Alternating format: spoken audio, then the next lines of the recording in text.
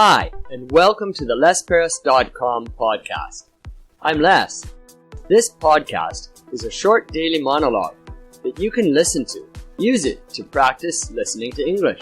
Use it to stimulate ideas. Use it for BGM. Good morning and welcome to the Les Paris podcast. This is episode 53. Yesterday, we talked about breathing. Today, let's talk about the air that we breathe, or more specifically, what's in it. I want to talk about CO2 monitors.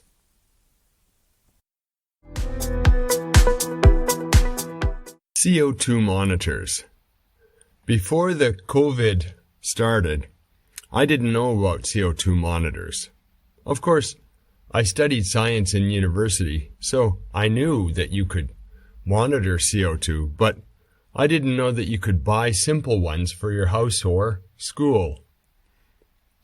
We were looking at ways to make our classrooms safer, and one person came up with the idea of buying the CO2 monitors. I found one on Amazon and it was cheap, and I bought it. I think it's great. I can look at that monitor and see exactly how much CO2 is in my classroom. Although, to be honest, I think it's a little bit fishy. I can be sitting in the classroom, well ventilated, nothing change. And then I turn on the heater and the CO2 concentration goes up. Even though the ventilation is the same, the number of people is the same, nothing changes. So I think it's not perfect, but it's a really good indicator.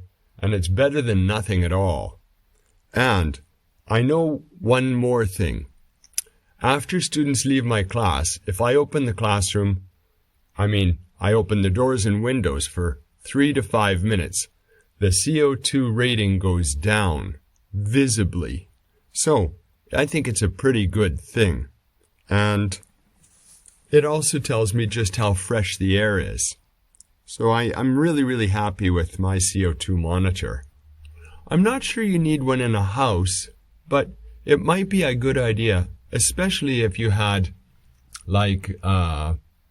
gas heaters, or if you're cooking with gas in a kitchen.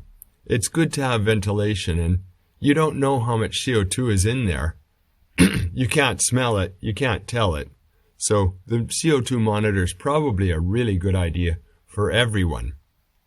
Do you have a CO2 monitor in your house?